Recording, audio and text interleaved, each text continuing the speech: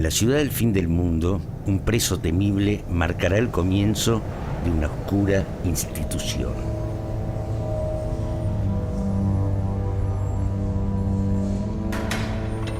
Santos Godino, mejor conocido como el Petit Orejudo, es uno de los asesinos más famosos de la historia criminal argentina y una piedra angular de ese gran experimento que es el presidio de Ushuaia. Un lugar donde la maldad pretende ser aislada, estudiada y hasta curada. Pero, ¿es posible curar un asesino de niños? Hace 30 años que escribo sobre criminales. Ha sido un largo viaje por los suburbios más peligrosos de la condición humana. ¿Qué lugar ocupa este presidio en semejante travesía? ¿Fue un laboratorio para castigar delincuentes? ¿Fue un sitio para confinar a enemigos políticos? ¿O una puesta en escena para disciplinar a la sociedad? Esas son las preguntas que me trajeron acá.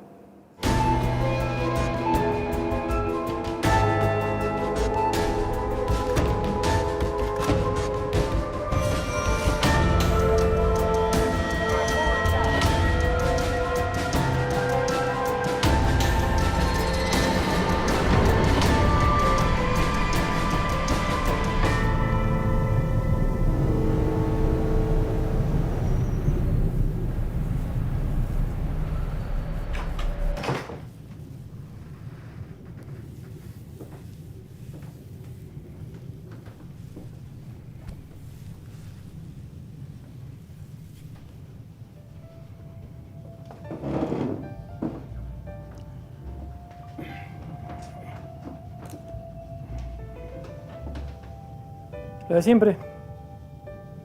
¿Nos conocemos? Acá, todos nos conocemos.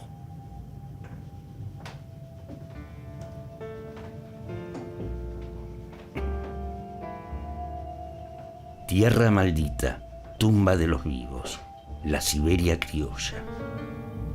Un experimento social en el que los presos construyen sus propias celdas como parte de su regeneración. Una cárcel de piedra con temperaturas bajo cero, habitadas por los criminales más peligrosos del país. Un lugar donde sos vigilado todo el tiempo, del que no podés escapar.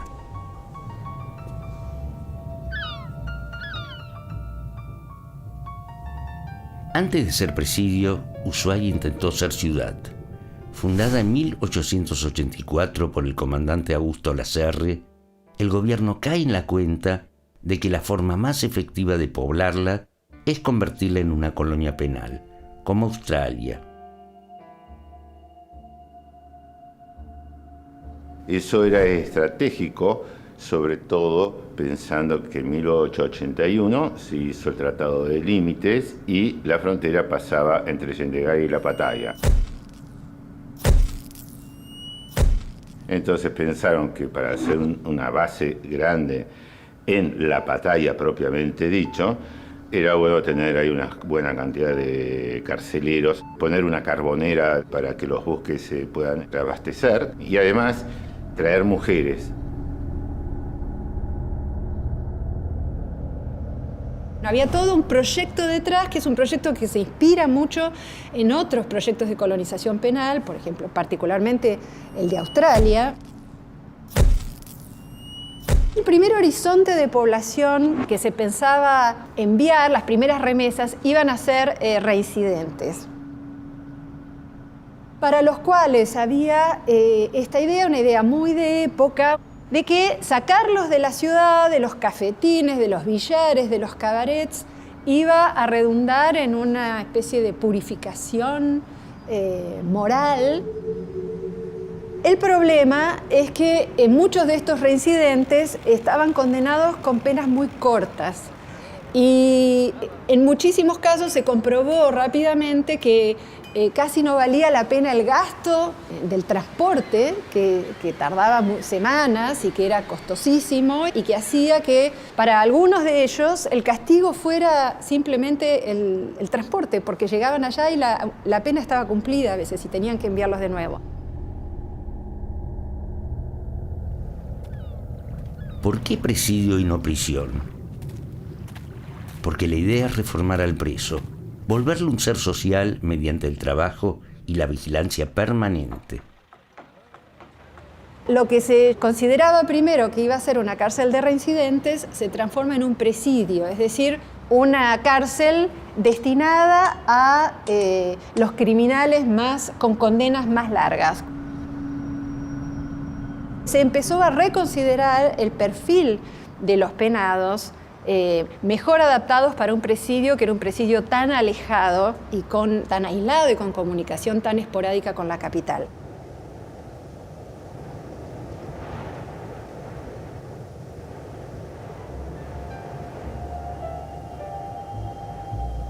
Por medio siglo, acá vino todo lo que sobraba en Buenos Aires. Ladrones, asesinos, anarquistas, homosexuales y locos.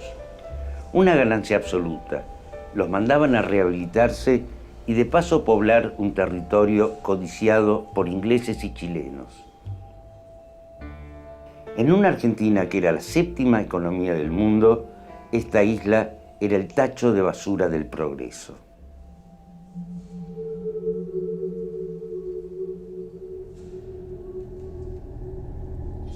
La Argentina del Centenario es tan moderna que ya tiene su primer asesino serial. El petizo orejudo, el asesino del Piolín. Godino era un débil mental. Godino nunca pudo aprender a leer y escribir. Godino se manejaba con reacciones primitivas. Godino no era imputable. Es decir, no podía ir a una cárcel. Y así fue, lo enviaron al manicomio. La Cámara dice que al no haber establecimiento apto para su enfermedad, su locura, fue enviado acá. La pluma de Stephen King no podría crear un personaje más aterrador. De los 7 a los 16 años, Godino mata a 4 niños y tortura a otros 7. Más que un monstruo o una criatura siniestra, es el producto de una infancia miserable, con un padre alcohólico y golpeador, que a causa de la sífilis lo condena a malformaciones genéticas y a la enajenación mental. Era un sujeto que tenía rasgos de adulto, pero cuerpo de adolescente, una mirada muy interesante, podía parecer desafiante, pero era la mirada de un enajenado. Hablaba con monosílabos, sus brazos eran muy largos, le colgaban a lo largo del cuerpo. Sexualmente tenía el desarrollo de un adulto, pero parecía un niño. No todos los delitos que él confesó, que fueron una gran cantidad, fueron probados. Pero con los que se probaron ya era suficiente para estar ante un caso gravísimo. Porque Godino no solo mató niños, intentó matar niños en varias oportunidades sin conseguirlo, pero también provocaba incendios y también lesionaba animales. Detestaba los animales y uno de sus placeres era cegar caballos.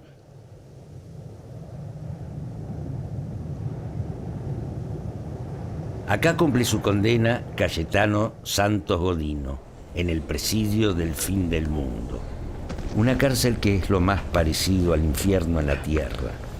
Una tumba congelada que puede quebrar a los criminales más sádicos y a la vez un proyecto legítimo para poblar la última ciudad del territorio.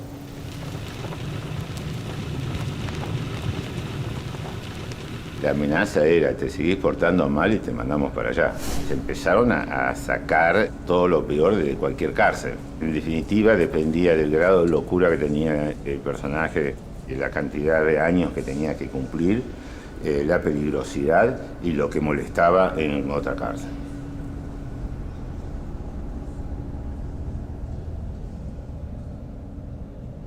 Este experimento social duró casi medio siglo. Una cárcel en el auténtico fin del mundo, cercada por un laberinto de islas y acantilados. Un lugar del que nadie salía vivo. de impresión cuando llegaban con el buque y podían ver si levantaban la tapa de cubierta cuando salían, la mole gris que era esto, a donde iban a pasar el resto de su vida y si tenían suerte salir con vida. Muchos, cuando llegaban acá, preferían tirarse al agua. Y lo que estaba el buzo preparado era para tratar de sacarlo del agua con vida, si podía.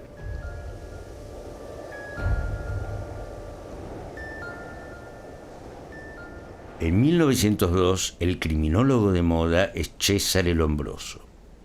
El científico italiano mide la maldad basándose en el tamaño del cráneo o de las orejas.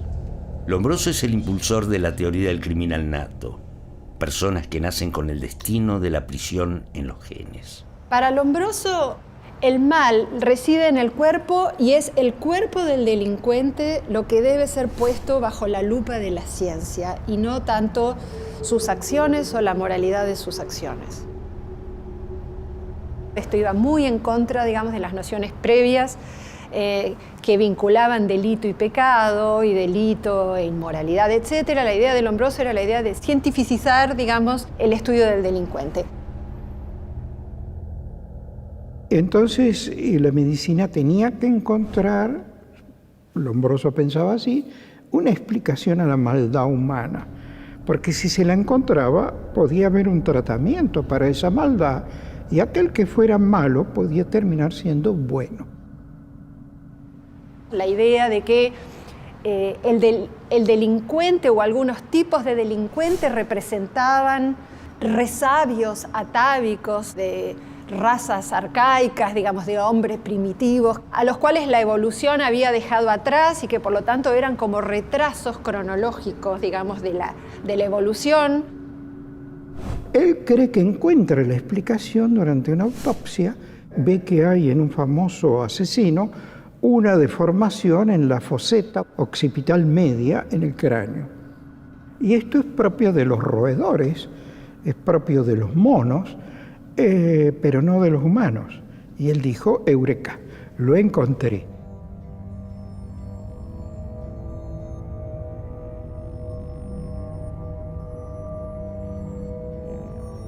En sus inicios, el orgullo del presidio es la sección antropométrica, un lugar donde los médicos miden la maldad.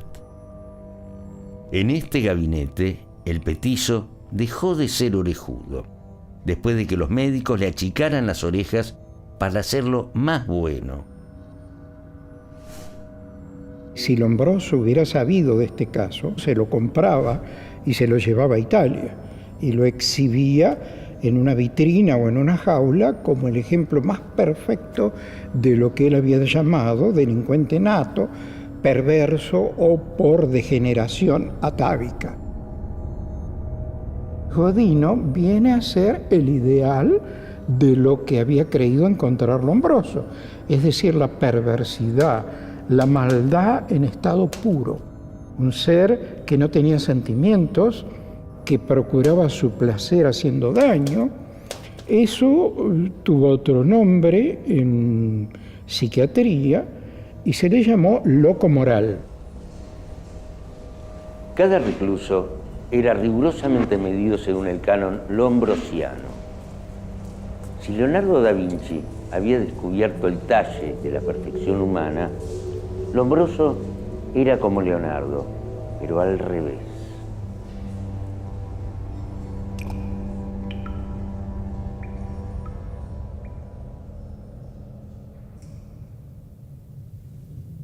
La cárcel está construida como un panóptico. Toda su parte interior puede ser vista desde un solo punto. La idea es hacer sentir a los presos que están siendo observados todo el tiempo para lograr un mejor comportamiento y una autocensura. En 1900 tomó la dirección del penal el ingeniero Catelo Muracha. Lo que le correspondió a Catelo Muracha, y es muy importante, fue, por un lado, la diagramación del edificio, porque él era ingeniero y asumió esa función personalmente, y por el otro lado, la decisión de construirlo en el sitio donde está emplazado, que no era el que estaba pensado para realizarse. Para realizar el edificio se encargaron de extraer la piedra de la cantera que estaba en las inmediaciones de este sitio. También se encargaron de llevar adelante todas las construcciones, talar los árboles para hacer las aberturas, recoger todo lo que era arena de la zona. Es decir, que esta edificación que se inició con el proyecto de Cattelo Muraccia y que realmente no se culminó porque el proyecto original tenía 8 pabellones y se construyeron 5, fue realizado con los materiales que había en la zona y con la mano de obra penal.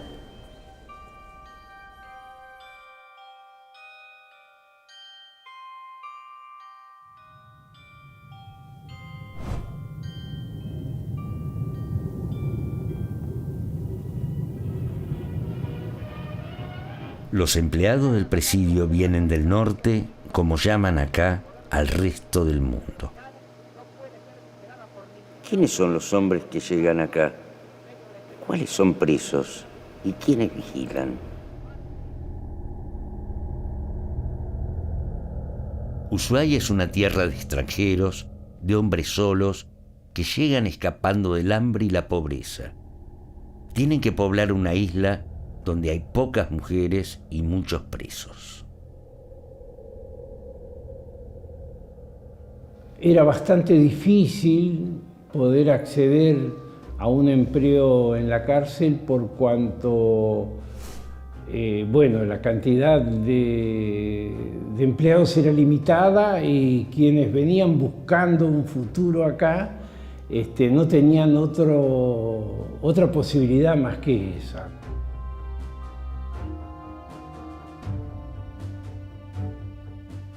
Los presos salían a hacer trabajos también a la población, salían a arreglar las calles. Una vez estaba una comitiva ahí tenían unos 7 o 8 presos trabajando y empezó a llover fuerte y me pidieron a mi madre si podían entrar al patio, galpón que teníamos ahí para refugiarse de la lluvia. Mi mamá le dijo que sí, le abrimos el portón, entraron y por supuesto yo los miré de adentro, me metí de adentro para mirar. En esa época eran como todos iguales. Los presos vivían de este lado, el pueblo vivía libre, ellos encerrados. Pero yo creo que había una convivencia. El pueblo tenía leña gracias a los presos. El pueblo tenía pan gracias a la panadería del presidio. El presidio tenía cosas gracias al pueblo, o sea, es como que convivían todos juntos, unos libres, otros presos. Entonces es como que era una gran comunidad.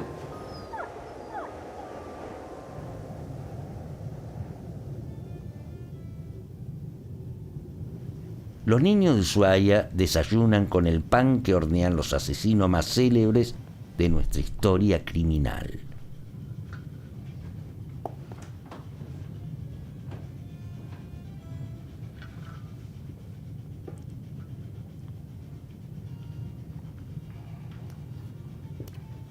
En la isla, el prontuario de los penados se diluye y todos pasan a formar parte de la misma cotidianidad.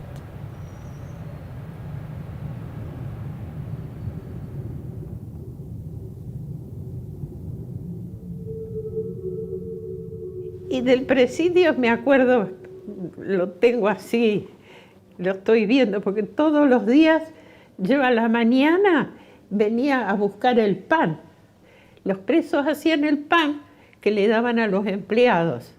El 60% era empleado de la cárcel, porque el comercio recién empezaba a moverse y como los barcos venían muy distanciados, entonces la cárcel siempre salía en ayuda y a todo el personal que trabajaba ahí le daban un pequeño racionamiento de víveres.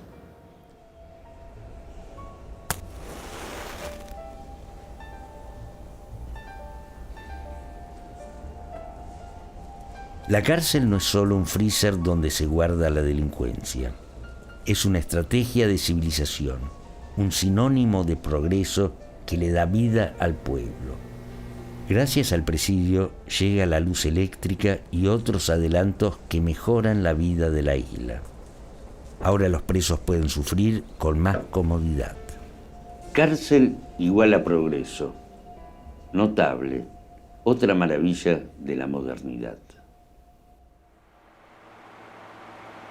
La cárcel nos daba la energía, la luz, con sus restricciones de 7 de la mañana a las 8, porque tenían los talleres.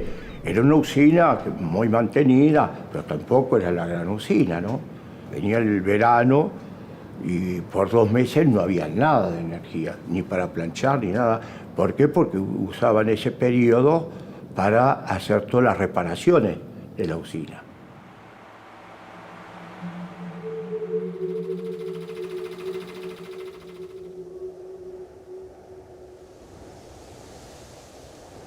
Ushuaia no rehabilita a los presos, a lo sumo los quiebra, los apaga en vida. Y mientras el proyecto penal nace fracasado, el proyecto poblacional avanza, alimentado por el trabajo de reos considerados antisociales como el petizo orejudo.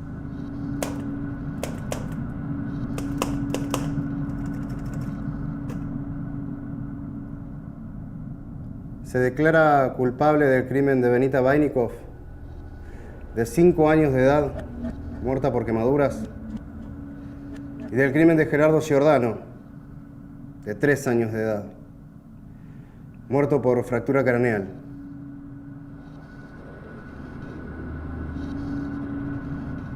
Penados que se habían transformado en celebridades de la nota policial porteña y que trataban, por lo tanto, de alejar de la atención periodística de los inquietos periodistas de policiales de la ciudad y trataban de sacarlos del medio para quitarles visibilidad. Ese fue el caso de algunas celebridades del crimen que terminaron en Ushuaia, como el petizo orejudo, o Radoitsky, o Mateo Banks.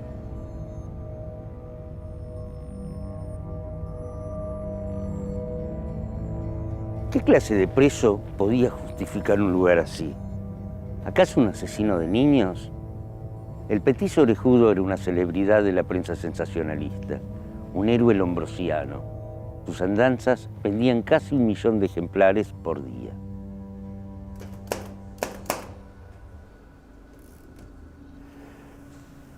¿Se arrepiente?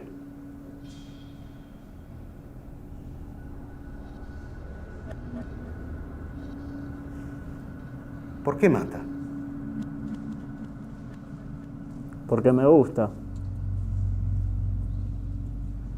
Él se presentaba como voluntario para cualquier tarea con tal de salir de acá adentro, llevar la comida al muelle, a los presos que estaban haciendo el muelle o arreglando las calles. Se desconcentraba al segundo y terminaba mejor caminando por las playas y dejando el tacho de la comida. Tenía que hacer la tarea con otro para que le haga recordar que lo que tenía que hacer era llevar el tacho con la cacerola gigante hasta donde estaban los presos.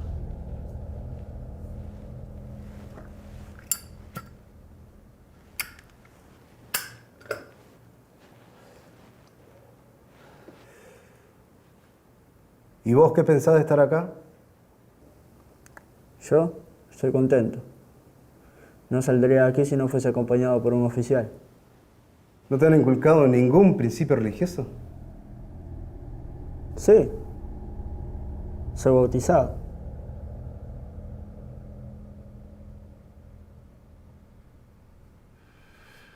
Santos Godino hasta el día de hoy cumple un papel que es que haya una representación del mal.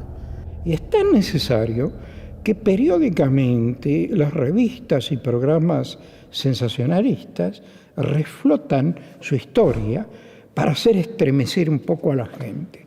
Es como decir, miren a lo que podemos llegar en cualquier momento si nace otro como este. Lo cual es, por cierto, una especie de patología periodística. Santos Godino murió en 1944. Aunque el parte oficial menciona una enfermedad pulmonar, Por Ushuaia circula otro rumor. Los presos lo habrían matado en una golpiza. Se dice que era buchón de los guardias.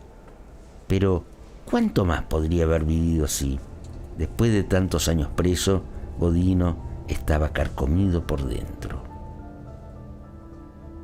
En el año 47, al cerrar el presidio, pocos años después de la muerte del Petit Orejudo, el cementerio fue removido y se descubrió que sus restos habían sido saqueados.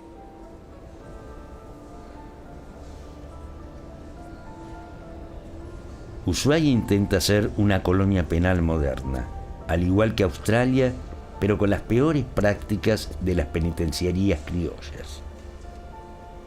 Los criminales más sanguinarios lloran e imploran a los gritos cuando les avisan que los trasladan a la isla. La prensa y la distancia amplifican el efecto disciplinador del penal. Los relatos de los presos alimentan la imaginación de los hombres libres.